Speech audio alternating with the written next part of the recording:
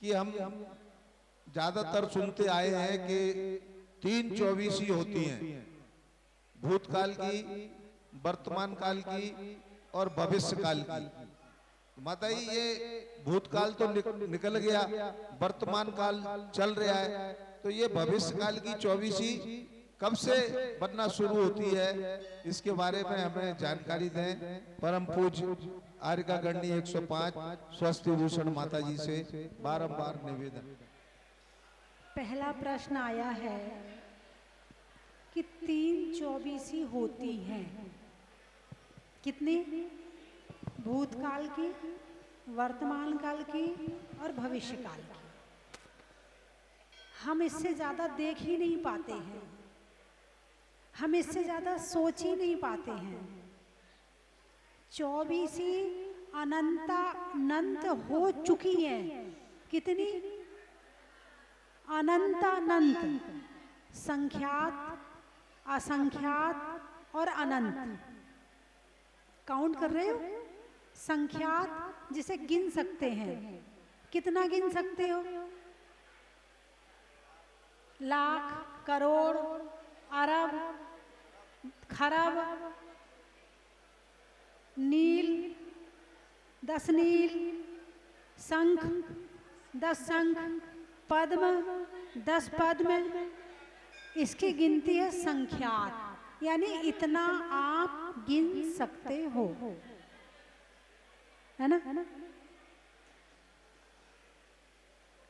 इससे आगे जो है वो असंख्यात। असंख्यात क्या है? ये भगवान महावीर ने जैन धर्म के जैन शास्त्रों में अलौकिक गणित के नाम से बताया है। बहुत बड़ा है, बहुत बड़ा है। और अनंत, जिसका कोई अंत, संख्यात गिन सकते हो, असंख्यात का अंत है मगर अनंत का कोई अंत नहीं है। और अनंतानंत चौबीसी हो चुकी हैं, ठीक है? हाँ, लेकिन हम जो है ना अपना एक इस पड़ोसी को जानते हैं और अपने इस पड़ोसी को जानते हैं, इससे ज्यादा से मतलब नहीं रखते हैं। इसलिए हम कहते हैं कि 3 चौबीसी भूत की, वर्तमान की और भविष्य की। ठीक है, ठीक है, कोई बात नहीं। इतना भी जानते हो मतलब बहुत जानते हो, इतना भी जानते हो मतलब बहुत जानते हो। तो जो भूत की चौबीसी है वो आप जानते हो, आगे चौबीसी कब होगी भविष्य की, तो ये कौन सा काल चल रहा है? पंचम काल चल रहा है। फिर कौन सा काल आएगा? छठा आएगा, फिर छठा आएगा, फिर पंचम आएगा, फिर चतुर्थ आएगा, फिर चौबीसी होगी। फिर चौबीसी शुरू हो जाएगी। कौन सी वाली? भविष्य काल की। जब भविष्य काल की चौबीसी शुरू हो जाएगी तो वो वर्तमान की कहलाएगी, और इस समय जो चौबीसी है ये भूतकाल की हो जाएगी। ये चौबीसी भूतकाल की हो जाएगी, और जो अभी हम वर्तमान में हैं ये चौबीसी भूतकाल की कहलाने लगेगी। ऐसे ये क्रम आज से नहीं अनंत काल से चल रहा है, और इस तरह से चौबीसी होती आ रही हैं और होती जाती रहेंगी हमेशा हमेशा हमेशा। और भविष्य काल के प्रथम तीर्थंकर राजा श्रेणिक है ना, वो होंगे। एक षट काल परिवर्तन है। कितने काल परिवर्तन है? षट यानी 6। प्रथम, द्वितीय, तृतीय, चतुर्थ, पंचम और छठा। फिर छठा, पंचम, चतुर्थ, तृतीय, द्वितीय, प्रथम, फिर प्रथम, ऐसे ये घूमता जाता है। तो जो प्रथम वाले में 3 काल होते हैं उसमें भोग भूमि होती है। भोग भूमि का मतलब जानते हो? भोगों की सामग्री बिना मेहनत के, बिना कमाए, बिना कुछ किए, बिना लड़े भड़े, बिना दुकान चलाए, बिना फैक्ट्री चलाए, बिना खाना बनाए, बिना कुछ किए, जहाँ पर कल्प वृक्षों के माध्यम से भोगों की सामग्री प्राप्त हो जाती है उसे कहते हैं भोग भूमि। और 3 काल के बाद आ जाती है 3 काल कर्म भूमि, चतुर्थ काल, पंचम काल, छठा काल, ये कर्म भूमि है। यानी बिना मेहनत के यहाँ कुछ मिलने वाला नहीं है। और जो बिना मेहनत के खाएगा उसकी रोटी, थाली में जो रोटी आती ना, वो 4 उलाहने के साथ आती है, 4 ताने के साथ आती है, 4 बातों के साथ आती है। सहजता में रोटी नहीं मिलती, 4 गालियां मिलती हैं तब रोटी मिलेगी। और कुछ तो ऐसे होंगे घर से ही निकाल देंगे, तू कमाता नहीं है तो तेरी हमें जरूरत भी नहीं है, निकल जा घर से, कमा और खा, है ना। तो ये कर्म भूमि है। तो 24 होती है चतुर्थ काल में, कर्म भूमि में। सुखमा, सुखमा काल, पहले काल का क्या नाम है? सुखमा, सुखमा, यानी सुख पे सुख है, सुख तो है ही और सुख।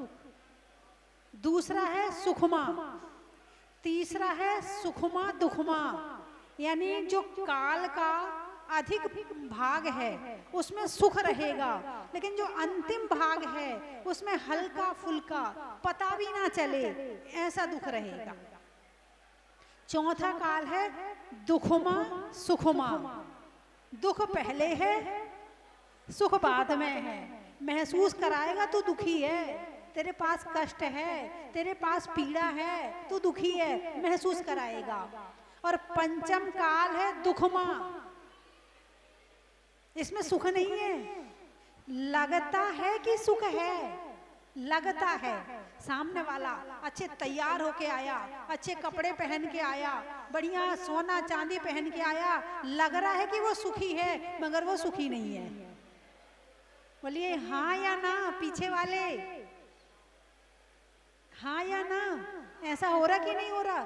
दिखता तो है, जिसके पास चले जाओ तुम्हें लग रहा ना कि ये बहुत सुखी है, जरा उससे पास 2 घंटा बैठ जाओ और घुल मिल के बातें कर लो, बस बाकी तो सब ठीक है, बस बेटी की शादी नहीं हो रही, बाकी सब ठीक है, बाकी तो सब ठीक है, आजकल दुकान कम चल रही है, बाकी सब ठीक है, बाकी सब ठीक है, बस थोड़ी कमर में दर्द रहता है, बाकी सब ठीक है, बस बाकी सब ठीक है, पड़ोसी जरा परेशान करता है, बाकी सब ठीक है। यहाँ पर दुख महसूस होता है। क्या महसूस होता है? दुख में लगता है कि सुख है, सुखाभास है, सुख नहीं है। हर सुख के पीछे दुख है, ये पंचम काल। और जहां दुख के ऊपर दुख आए वो छठा काल। तो अभी आप कौन से काल में बैठे हैं? पंचम काल का जो काल है वो कितना समय है? वो है 21,000 वर्ष। कितना है? 21,000 वर्ष में से 2,500 निकल गए। कितने निकल गए? 2,500। अभी 18,500 वर्ष और बचे हैं। आपकी आयु कितनी है? 50 साल ले लें, 50 साल मान लें, 50 साल तो जीना चाहोगे? चाहोगे कि नहीं वो बात अलग है, जी रहे हैं वो बात अलग है, जीना चाहते हैं वो बात अलग है।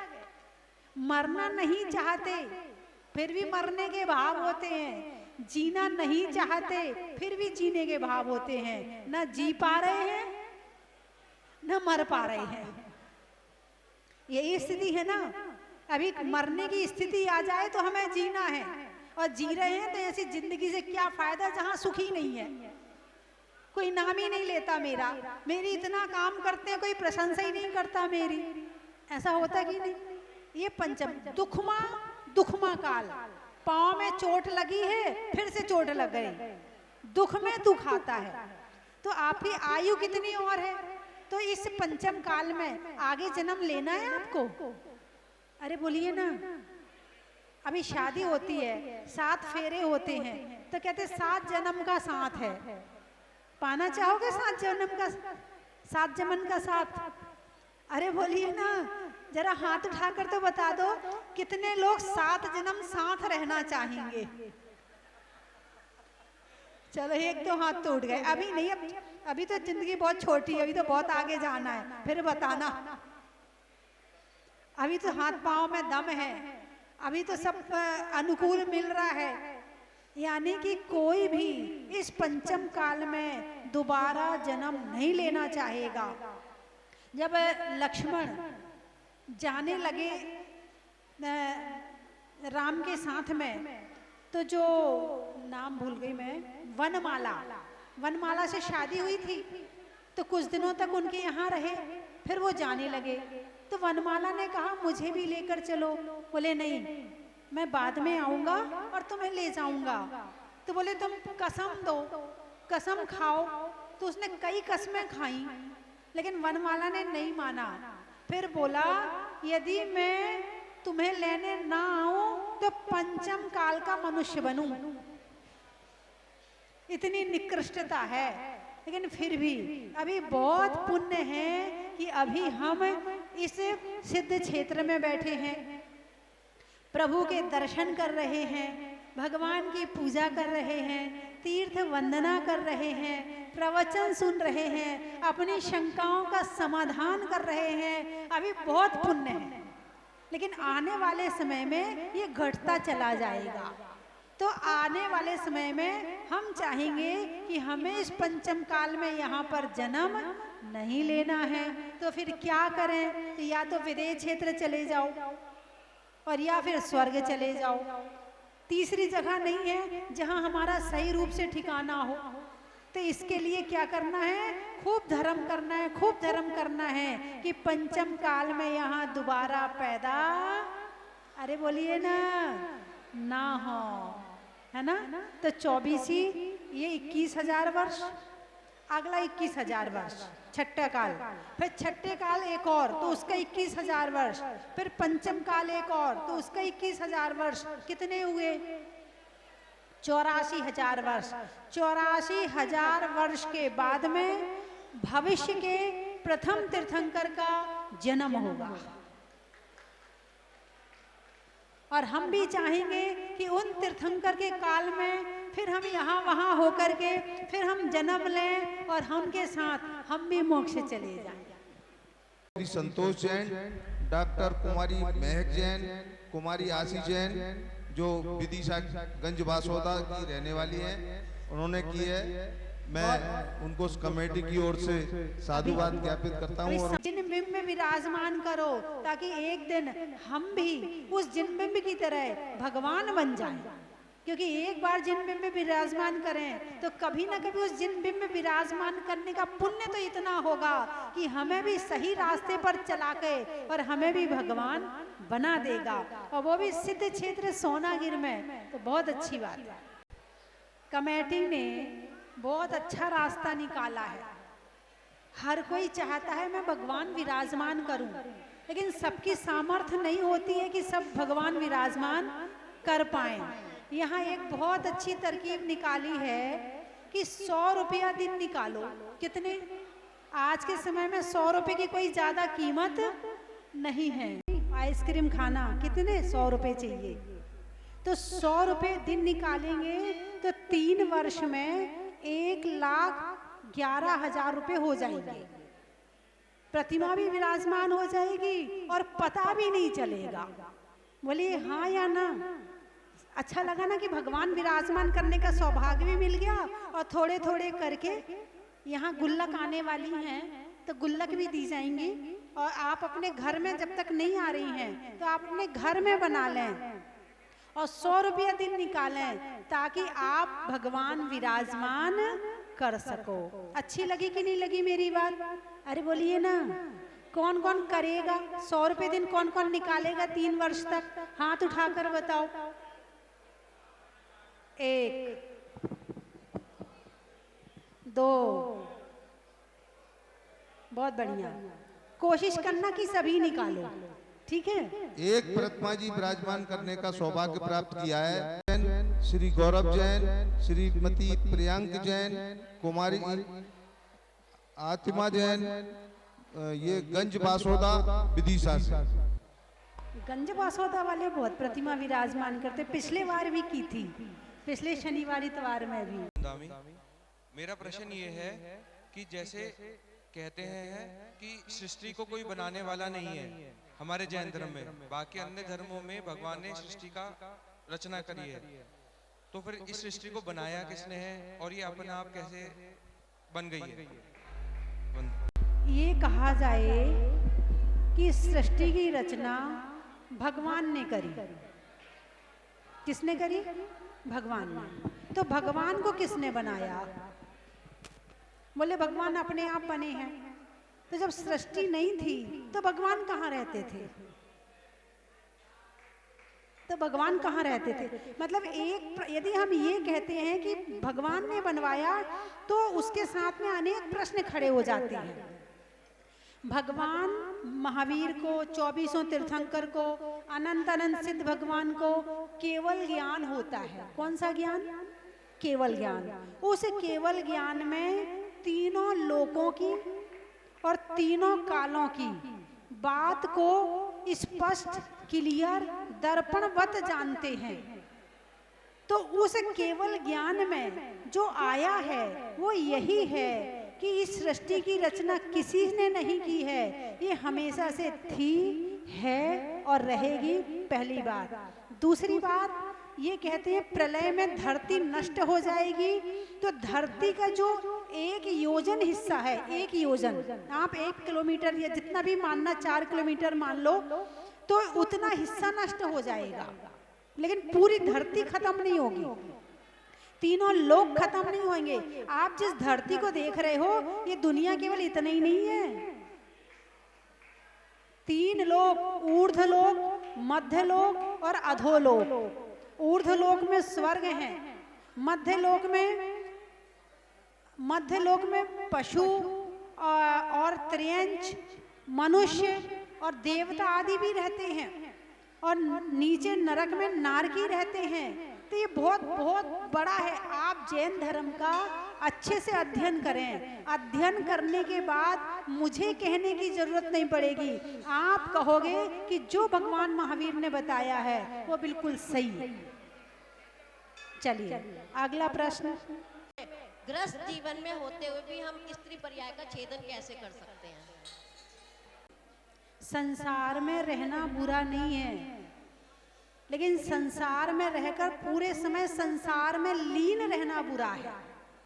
संसार में रहकर संसार को छोड़ के धर्म नहीं करना बुरा है, यानी धर्म नहीं करते तो वो बुरा है। आप घर में रहते हैं तो गृहस्थ धर्म है, पूजा करती हो? अच्छा, देव पूजा, गुरु उपासना, स्वाध्याय, संयम, तप, जितना बन जाता करते हैं, ये नहीं जितना बन जाता है। अभी बेटे की शादी करना हो तो कितनी मेहनत करोगी? जितनी बन जाए उतनी या पूरी? अरे बोलिए ना, बोलिए ना, पूरी करोगे? अच्छा, भोजन बनाना है और हल्का फुल्का बुखार भी आ रहा है तो बनाओगे नहीं बनाओगे? बना लोगे? भाई बुखार आ रहा है, नहीं नहीं नहीं नहीं भाई, हमें घर में कोई करने वाला नहीं, हम ही को तो करना पड़ेगा। लेकिन जहाँ धर्म का मामला आता है तो जितना बन जाएगा, जितना हो जाएगा तो कर लेंगे हैं। अब दुकान में अकेले रहते हो तो तीर्थ यात्रा नहीं जाओगे? क्यों? दुकान में अकेले है ना, है ना? हाँ, दुकान जाओगे, दुकान नहीं छूटेगी, धर्म छूट जाएगा। धर्म के मामले में जितना बन जाता है उतना कर लेते हैं। ऐसे लोग गुनगुने पानी की तरह होते हैं, ना तो पूरा कर पाते हैं और ना पूरा छोड़ पाते हैं, बेचारे बीच में ही लटके रहते हैं। एक जुनून होना चाहिए धर्म करने का, ध्यान करने का, भक्ति करने का, एक जुनून होना चाहिए। जब तक जुनून ना होना तब तक काम नहीं होता है। समझ गई? से वंदनामी।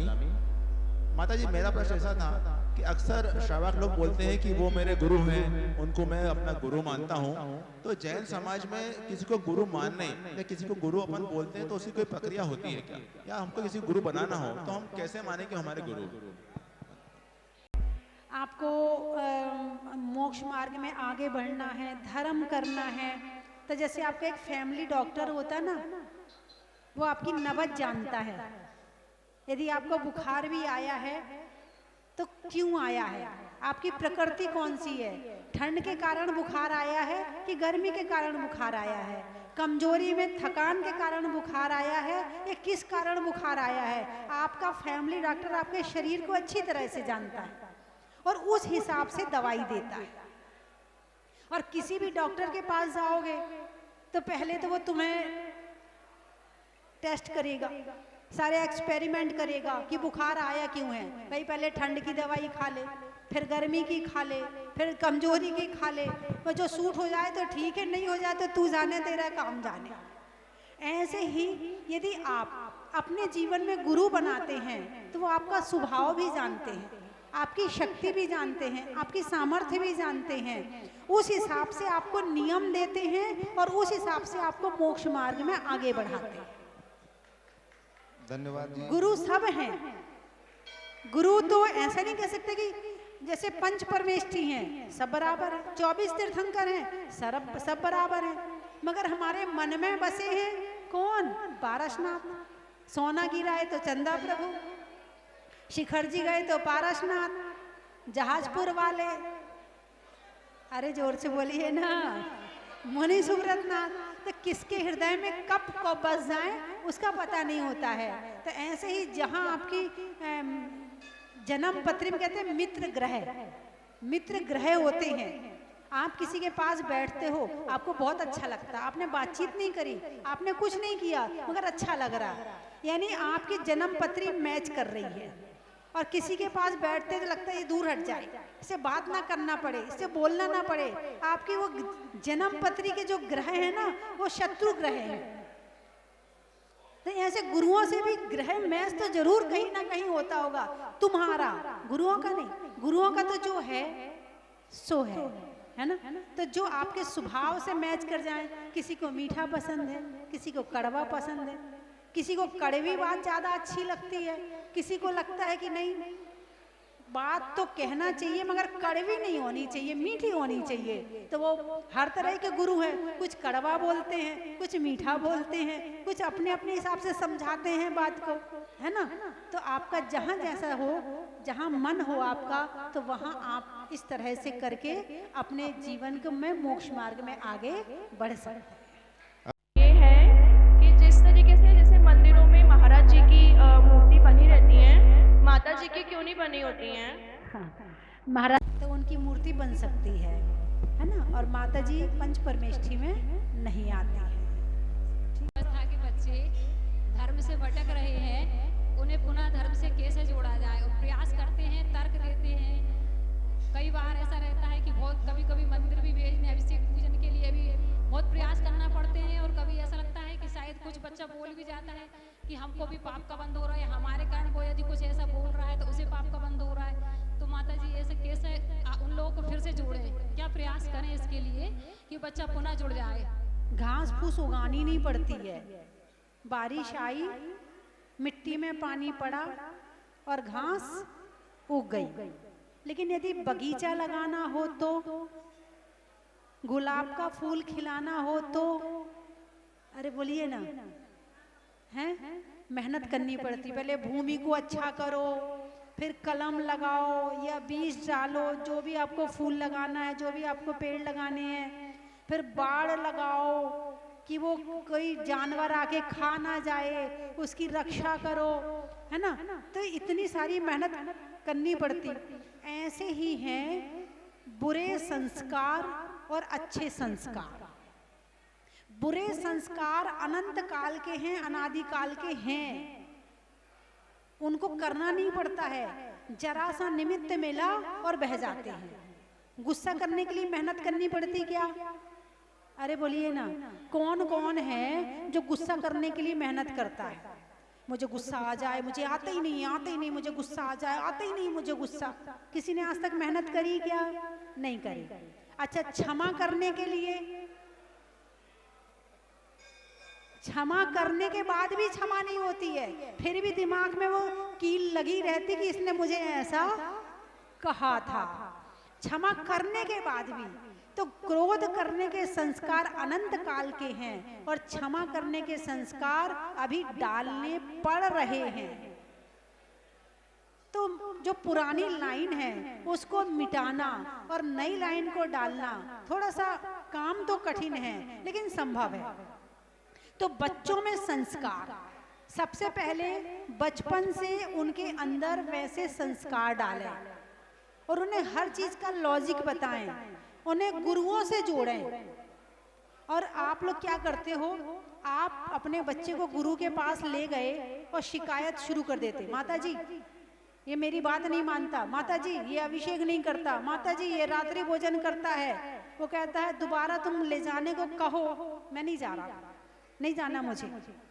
तुम्हारी लिस्ट तैयार रहती है। अब वो महाराज माता जी से जुड़ तो पाया नहीं, उसके पहले तुमने उसे अलग कर दिया। तो शिकायत मत करो, आपका काम है कि गुरुओं से जोड़ना और बाद में गुरुओं का काम है कि कैसे उसे लाइन पे लगाना है, वो अपने आप लगा लेंगे।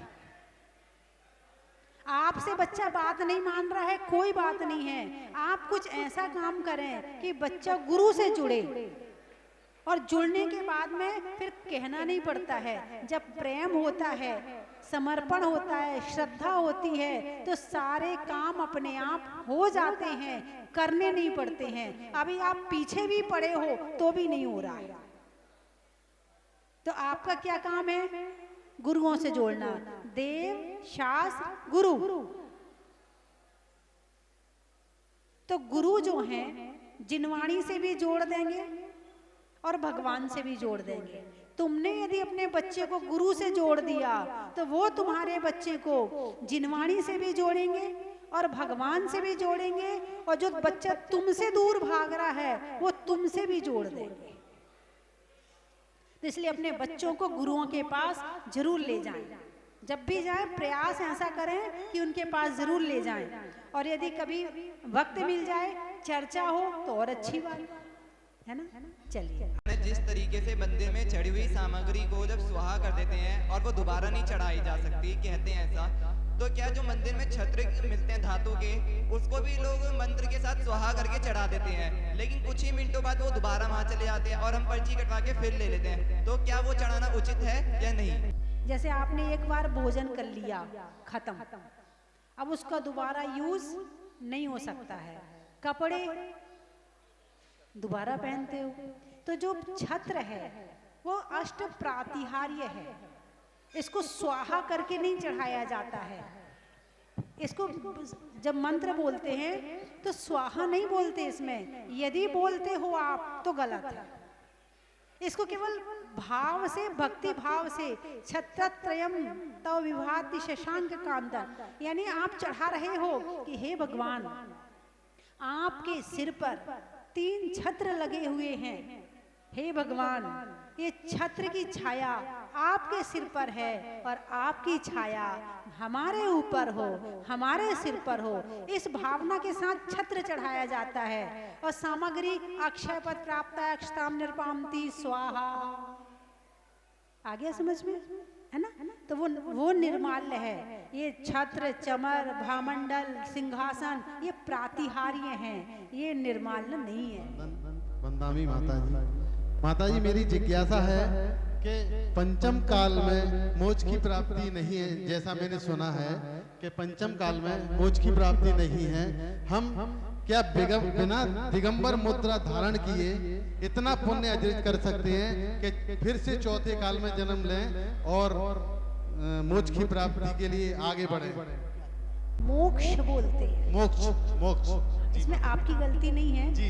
ये ग्वालियर, आगरा, सिरसागंज, भिंड, ये पूरा एरिया ही इस शब्द का उच्चारण ऐसे करता है। मोक्ष नहीं, मोक्ष, मोक्ष का मोक्ष। और छा, ये 2 शब्द मिलकर के छा शब्द बना है। लेकिन इस एरिया वाले केवल छा छतरी वाला उच्चारण करते, मोक्ष। ये बात मैं इसलिए कह रही हूँ कि वो सब सुन रहे होंगे तो वो सुधार लेंगे इसको। अब मुझे ये बताओ, आपने मोक्ष को मोक्ष कहा, ठीक है, हैं? और शिक्षा को शिक्षा कहा, शिक्षा, शिक्षा ले ले, शिक्षा ऐसी तो बोलते वहां, शिक्षा ले ले। तो कक्षा को क्या बोलते हो?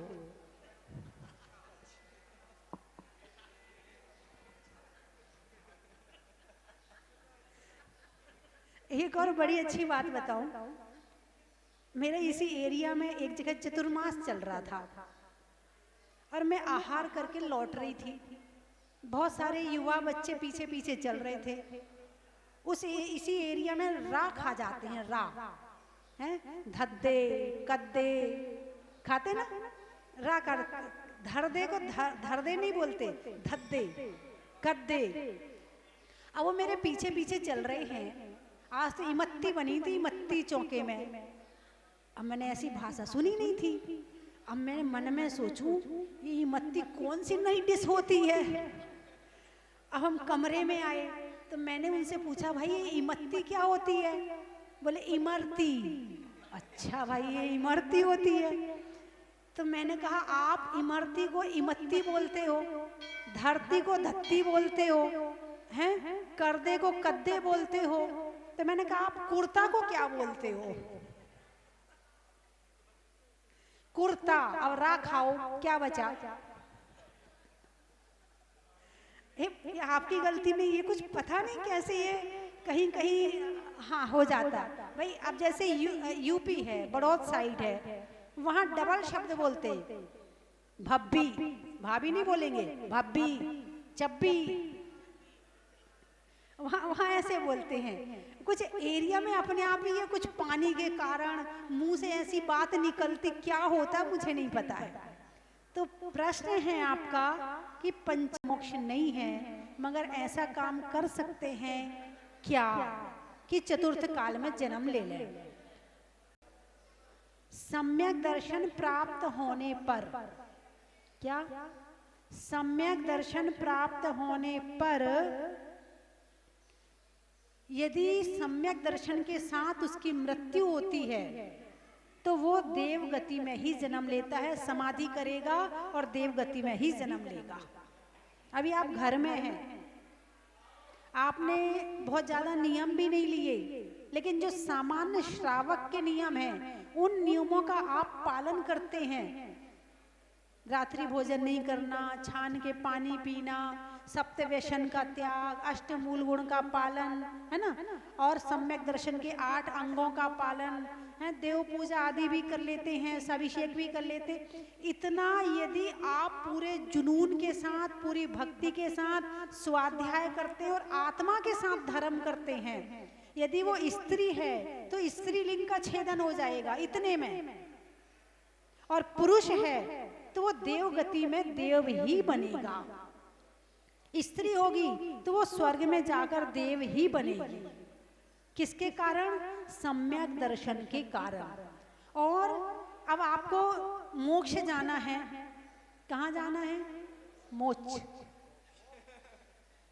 मोक्ष जाना है। तो अब चाहे आप यहाँ चतुर्थ काल में जन्म लो, विदेह क्षेत्र में जन्म लो, धातकी खंड में जन्म लो, पुष्करार्ध द्वीप के कहाँ जन्म ले रहे, कहीं से भी मोक्ष चले जाना, फिर कोई दिक्कत नहीं। बस एक बार सम्यक दर्शन प्राप्त कर लो।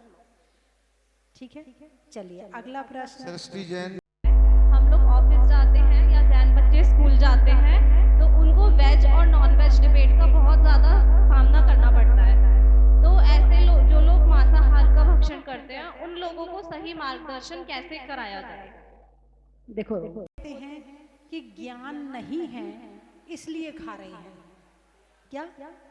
ज्ञान नहीं है इसलिए खा रहे हैं। और दूसरे ऐसे होते हैं कि जानते हैं, समझते हैं, लेकिन फिर भी खा रहे हैं। तो दोनों में से जो पहले वाले हैं, ज्ञान नहीं है इसलिए खा रहे हैं, उन्हें जब ज्ञान होगा तो वो छोड़ देंगे, है ना। और सबसे अच्छी बात है कि भाई सब जीव हैं, सबके अंदर आत्मा है। एक व्यक्ति था, इंस्पेक्टर, तो उसने जो है किसी ट्रक पर खून लगा देखा। उसने ड्राइवर को उतारा, ट्रक रोका, उसको उतारा, बोले ये क्या करके आया, कहाँ करके आया। ड्राइवर ने उसे घूंस दी, उसे छोड़ दिया और वो चला गया, ट्रक वाला चला गया। अब इसके बाद में वो इंस्पेक्टर घर पहुंचा, वहां से पैसे लेकर, लाख रुपया मिला था, मजा आ गया आज तो। जाके 1 लाख रुपया पत्नी को दिया, बोले पैसे वैसे बाद में देना, पहले ये देखो कि बेटा अभी तक स्कूल से वापस क्यों नहीं आया है। वो भी घबरा गया, गया स्कूल के रोड में गया, एक बच्चा एक्सीडेंट होके सड़क पर पड़ा हुआ है। लोगों से पूछा ये कैसे हुआ, बोले एक ट्रक वाला मार गया। कौन मार गया? ट्रक वाला मार गया। अब उस व्यक्ति का वो बेटा था जो सड़क पे पड़ा है, वो बेटा है, अब उसे कैसा लगेगा? अरे बोलिए ना, कैसा लगेगा? अब रोएगा, बिलखेगा, चिल्लाएगा, परेशान होगा। क्यों? मेरा बेटा है। किसका बेटा है? मेरा बेटा मर गया तो दुख है, और दूसरे का मर गया तो घूस लेके छोड़ दो। यही है ना। भगवान महावीर कहते प्रेम भाव हो सब जीवों पर।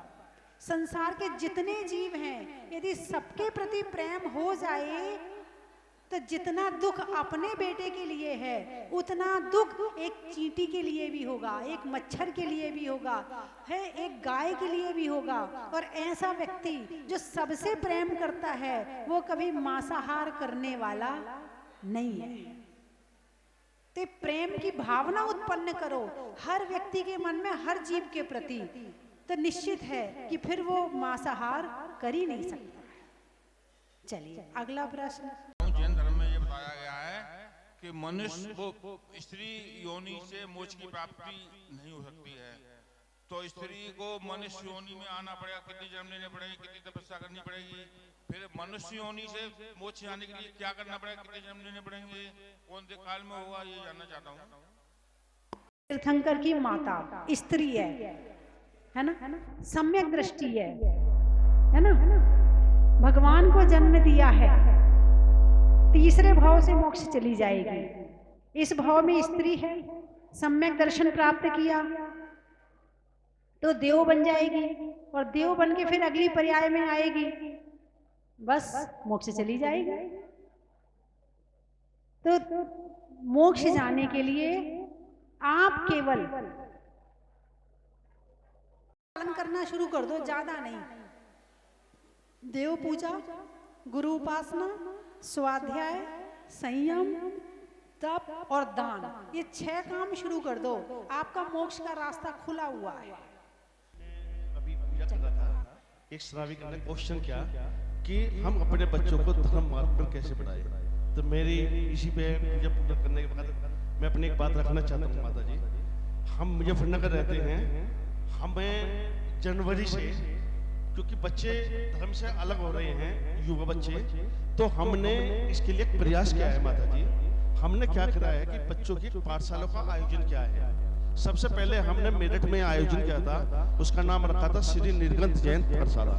जिस टाइम स्टार्ट किया उस टाइम 20 बच्चे आते, अब 50-55 बच्चे रहे हैं। इसी प्रकार से हमने इन 5-6 महीनों के प्रयास में लगभग 35 पाठशालाएं खोल चुके हैं।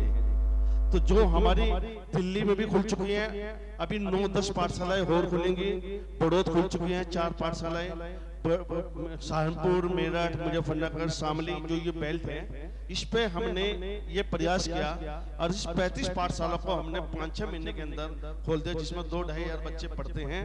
उनको तत्वार्थ सूत्र की और हर चीज की जानकारी है। तो माता जी मैं यही कहना चाहूंगा कि उस टाइम एक नमोकामत के चैनल के आए हुए थे, उन्होंने कहा आप बहुत अच्छा प्रयास कर रहे हो, तो उसमें माता जी को और हमारे महाराज जी को भी इस पर संबोधन देना चाहिए कि ये पाठशाला जन जगह खुले ताकि बच्चे आगे बढ़े। बहुत ना करें। और ये एरिया मेरठ का है ना, हम चाहेंगे ऐसी पाठशालाएं हर राज्य में, हर स्टेट में, और हर बड़ा शहर जो भी है वहाँ के 5-7 व्यक्ति मिलकर के उसके आसपास में जितने छोटे छोटे गांव बड़े बड़े हैं सब में जाकर के पाठशाला खुलवाएं, ताकि बच्चों में बचपन से संस्कार आएंगे और थोड़ा ज्ञान तो बच्चों को पाठशाला में मिल ही जाएगा, और वरना वो घर में तो सीखने वाला नहीं है। आपने बहुत अच्छा काम किया है, बहुत बहुत मंगल आशीर्वाद है, और आपके साथ जितने लोग जुड़े हैं उन सबको आशीर्वाद है। जाला का, मकड़ी में जाला का और खोलने में पाठशाला का, कर्म के हरने का, पर्वत पर झरने का और सहस्त्रकूट में प्रतिमा विराजमान करने का। बड़ा ही महत्व है। हिंदी में मात्रा का, स्कूल में छात्रा का, आपकी सोनागिर की यात्रा का। बड़ा ही महत्व है।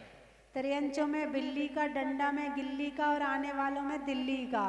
बड़ा ही महत्व है। रहने में भारत देश का, घोड़े की रेस का और आने वालों में ऋषिकेश का। बड़ा ही महत्व है। टियर का, छोड़ने में बियर का और आने वालों में ग्वालियर का। बड़ा ही महत्व है। बड़े गांव, सुधरने में भाव का, शरीर में पांव का और आने वालों में बड़े गांव का। बड़ा ही महत्व है। वृक्षों में बड़ का, बड़ की जड़ का और आने वालों में टीकमगढ़ का। बड़ा ही महत्व है। शरीर में दम का, होने में नम का और आने वालों में ग्रुप में आप और हम का। बड़ा ही महत्व है। व्यापारी में सौदा का, घर में दादा का, आने वालों में गंज बासौदा का। बड़ा ही महत्व है। सिरोंज, अच्छा। लेने में मौन का, प्रश्नों में कौन का और आने वालों में सिरोंज का। बड़ा ही पानी में मगर का, चलने में डगर का और आने वालों में मुजफ्फरनगर का। बड़ा ही फूल में कली का, तपस्या में बाहुबली का, आने वालों में कुरावली का। बैठ गांव में दरा का, रंगों में हरा का, आने वालों में मानापुरा का। बातों में अगर मगर का, चलने में डगर का और आने वालों में गांधीनगर का। खेत में खाद का, नहीं होने में विवाद का और आने वालों में मुरादाबाद का। बाल्टी में तली का, होने में बली का और आने वालों में शामली का। बरूड़, अच्छा। होने में धर्म में आरूढ़ का और नहीं होने में रूढ़ का और आने वालों में बरूढ़ का।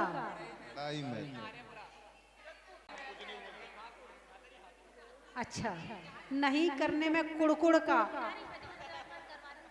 दो चीजों के जुड़ का और आने वालों में हापुड़ का। बोलिए 24 भगवान की। एक प्रतिमा विराजमान करने की स्वीकृति हमें प्रदान की है। हम समिति की ओर से उनका सम्मान करना चाहते हैं। उनसे अनुरोध है कृपया वो यहाँ पर उपस्थित हो। ब्रह्मचारी बहन डॉक्टर आराधना जी।